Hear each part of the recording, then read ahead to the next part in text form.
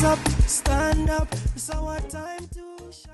Player, and then we'll have time for questions for the rest afterwards. Coach, magnificent job in the qualifiers, making history, of course, being here. Just an opening statement from you regarding your team's preparation. Well, we're at the World Cup. First time here. The guys are excited. I'm excited. It's a great venue. The world's best teams are on display, and we're in the field. We're here to compete, put forth our best effort, and let the chips fall where they may. These guys are very prepared. They're very anxious to get out and perform. And Sunday's our first game, so there it is. Courtney, welcome. Opening statement from you for your teammates, and there's a perspective from a player, please. Yeah, we're very happy and excited to be here. It's been a great, qualified. It's been a great qualifying process to get here. We've learned a lot, got better, so we're just happy to finally be here and get ready for the real games to begin. At this point, we'd like to open up the press room for questions for both coach and player. A question for the coach. Your smile is telling us a lot. You made a great journey with your national team. And how did you decide to start all this? How did you feel when you started all this? For example, in our Serbian media, newspapers, it was really inspiring, and a lot of us really followed all what you have done in all that qualifications and journey. Well, to be honest, I didn't do it. It wasn't just me. For one, it's the players, and then Luol Deng, the president of the federation. He started this journey many years before I stepped abroad, and it was a collective effort. It wasn't just one person. It was a whole nation that he took on his shoulders, and he brought this team to the crossing line in Egypt. But I'm just a part of the journey. I'm just a cog in the machine. And like I said, I'm elated to have the opportunity to represent South Sudan on this platform. The journey, the youngest country in the world. It's just, I'm excited for my players that they're on this stage and showing the world what African basketball is about, what we're about, and what our spirits are about, and how we're trying to change the narrative of a country. It's very inspiring, but I'm thankful for the opportunity to lead these young men, and they've taught me a lot about life and humility and just being good people and enjoying the process and the journey versus the results. So I give all the kudos to my players and my staff, and without them, I couldn't be able to lead, the way I've done. So thanks to my players and my staff. Also, how do you see Serbia and Serbian national team? You also had a lot of experience from the NBA, and a lot of players from that league, even if there is not Nikola Jokic. Maybe had a chance to see Nikola Jovic, Bogdan Bogdanovic, and others. Yeah, I've coached against those guys, great talents. I'm glad the Joker's not here, but I don't look past anybody. First team we have to face is Puerto Rico, and we play Serbia the third game, so my mind is really on our first game, and like I tell my players, we'll take it day by day, moment by moment, second by second, and be in the present. So our first true test is Puerto Rico, and when Serbia comes up to bat, then we'll be ready.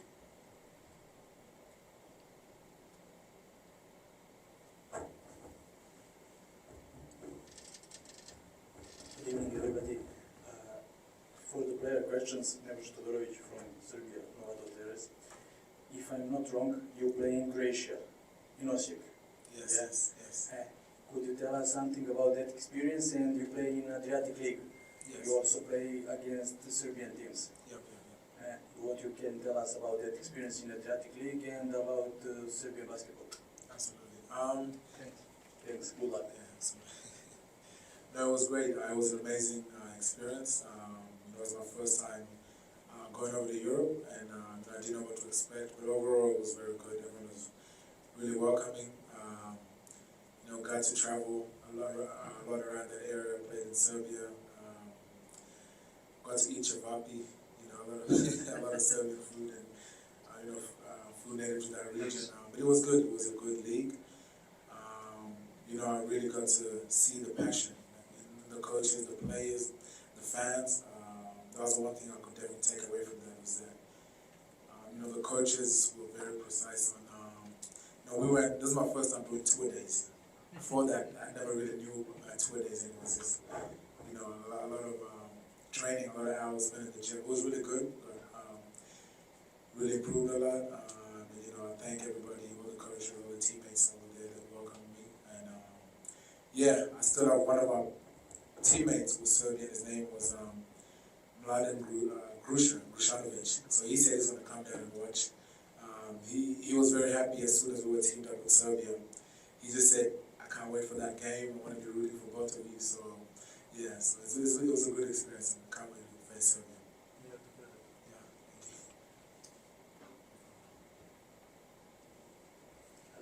Hello, Coach Ali. Hello, Captain. First of all, congratulations on our very first World Cup. And my name is Dennis. I'm from MTN TV Plus. And question first to Coach. How different is this group compared to the group you coached in Tunisia? And then for Captain, what message do you have to all the South Sudanese back home? Well, the group is definitely different. The talent, I think this is the most talented team that I've coached to this point. We added Winion Gabriel from the Los Angeles Lakers, and then Carleek Jones, who's the reigning MVP of the G League. So adding those two pieces elevated our play. But for the most part, we got key components coming back, Nunio Mat. And I think that the bench is a little bit deeper. So I'm looking forward to, changing up some lineups, looking at some lineups. We have a lot of length. We have a lot of size. We're long and athletic, and we like to play fast. So the pace is going to be very up and down, And hopefully we play to our strengths. So I'm excited just to get on the floor. It's enough of the practicing and the tour days and, the flying around the country. I'm exhausted, to be quite frank, but I'm ready to coach these guys up when that ball goes up. So you're going to see me running up and down the sidelines as well. To all the fans back home, my message to you all is that we moved up another level. We're now playing, top 10, 20 teams in the world. So as we progress, we need you all to step up the level as well. I've seen, first of all, thank you all for your support throughout this process, but I've seen people with their costumes, their drums, everything that they're bringing over, and I love to see that. So I know everybody's, excited and crazy about the World Cup coming up, and that's exactly the type of energy we need. So continue to support us, whether back home or whether you make it here. And we'll always be appreciative of your support, wherever you are, and just continue to bring it. So.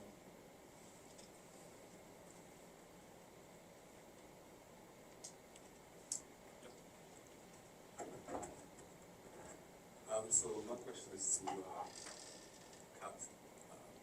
You guys have new players. I want to know how the game has changed compared to how it was before. I mean, how are you guys gelled together in terms of you playing as a team? Because each person has their own style, but you coming together as one. What difference is it right now? Is there anything that you understand? That's a great question. I think for us, I think the best thing about this team is that we all know that we're not playing for each other for stats. We're playing for South Sudan, and We're playing, for our country and to try to, continue to make history. I think as every window progresses, like Coach Ivy said, we get, more and more experienced players that are playing at the highest level. And for us, it's just about finding ways that they can continue to impact. Let's say, for instance, before Nooney, Peter Joe came, or back in when we were playing Afro Basket, or even when we were playing in Nairobi, for instance, let's just say, looking back then, it was me, let's say, Double M, Dan Achud, and maybe Peter. We were like the primary scorers, the go-to guys. And then as we progress, as more players coming in, better shooters, better scorers, better ball handlers, you just have to, find a way to impact the team. For instance, right now we have a lot of crazy scorers, players that are just naturally, naturally experienced, who have that soft touch, and you might not get, the same shots that you used to get back then. And you just have to find a way to impact, whether it's playing defense, whether it's communicating, whether it's being that guy that's being loud on the bench. The good thing is everybody's buying in, and we understand that for us to go to the next level, we have to appreciate the new talent that's coming in and know that if these guys play well, we're going to win. It doesn't matter if someone scores 30, 40. If I go and complain, I'm not getting my shots, and we lose, there's no way I'm going to be happy that I averaged 30 points and we didn't qualify to the World Cup or Olympics. So that's what it is right now. All the players are like, I don't care if he scores 30, we're going to win. The country's going to celebrate all of us together. And if we lose, we all lose together. And I think that's what's been key for all the players that are coming in. Everyone is just finding ways they can impact to win. It's not necessarily about feeling some type of way if someone else is taking more shots or someone else is shining than the other. Like, there's none of that on this team. I think that's literally what's making us succeed and continue to move to the next level. So, question for the captain, Klani. You played a little bit in Croatia, so did anyone contact you, send some messages like former teammates or fans or something about playing against Serbia? I would say for me it was just my teammate Grusha. He was just very happy, that we get a chance to, to come and play, against Serbia. The rest of them, they were just really congratulating the team for, for making it to the World Cup. And they were just very happy that, one of their former teammates got to go to the world stage and play against, one of the neighboring countries. So they were all just very happy about that opportunity.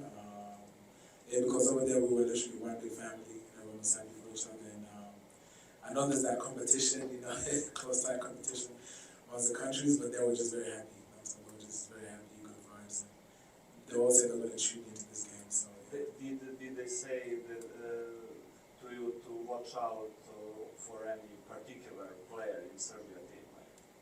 Not necessarily a particular player, but I think for a lot of us, obviously, after Jokic won, the NBA, just the NBA finals, everyone was really looking, they were like, this would be a great experience to play against an NBA champion, but obviously, as we know, he won't be playing in this one, but I think that was the main player that most of the guys were looking forward to. Thanks a lot. So, thank you. I have a question for the captain. Back home, there is a slogan. Everyone says this is more than basketball. This is bigger than basketball. So what does this mean for you, this World Cup? Yeah. That's true. For a lot of us, this is bigger than basketball because for majority of the players, the South Sudan population, just the country in general, we've been through a lot. Just fighting for independence, to finally getting our independence, and then now to still, a lot of the political tension going on in the country. We always have that negative image, that negative connotation, whether it's in South Sudan and, just in the international media.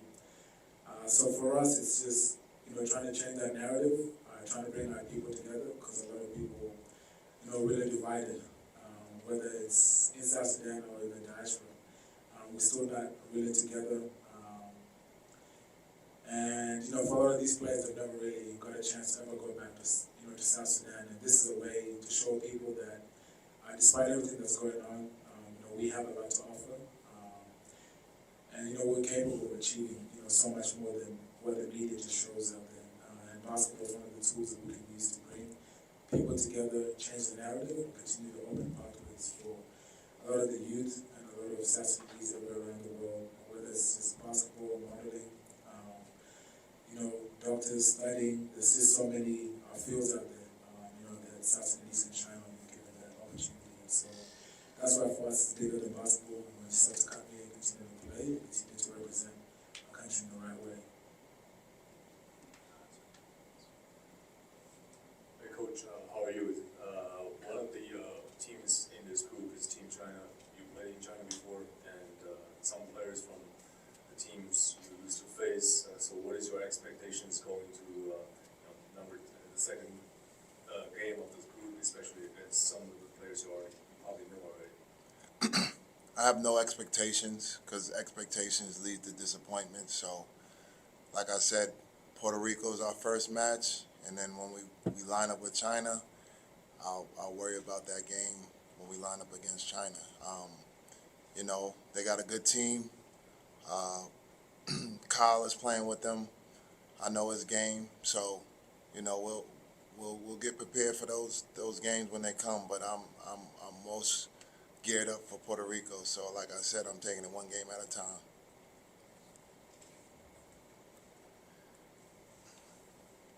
Well, Coach Royal Ivy, Kwani, thank you very much, and all the best here at the 2023 FIBA Basketball World Cup. Thank you. Thanks, Thank you.